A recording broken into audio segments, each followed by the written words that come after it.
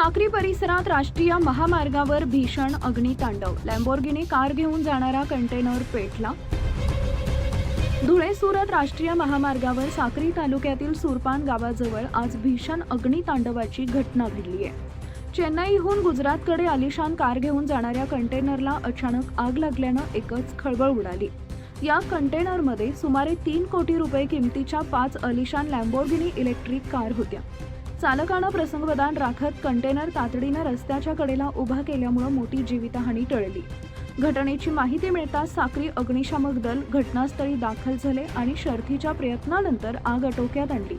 मात्र आगीत काही आलिशान कार पूर्णपणे जळून खाक झाल्या, तर उर्वरित वाहने वाचवण्यात यश आलंय. या घटनेमुळे धुळे सुरत राष्ट्रीय महामार्गावरील वाहतूक काही काळ विस्कळीत झाली होती. आग लागण्याचं नेमकं कारण अद्याप स्पष्ट झाले नसून संबंधित यंत्रणांकडून पुढील तपास सुरू आहे. नमस्ते महाराष्ट्र न्यूजसाठी प्रतिनिधी रसिक गावी.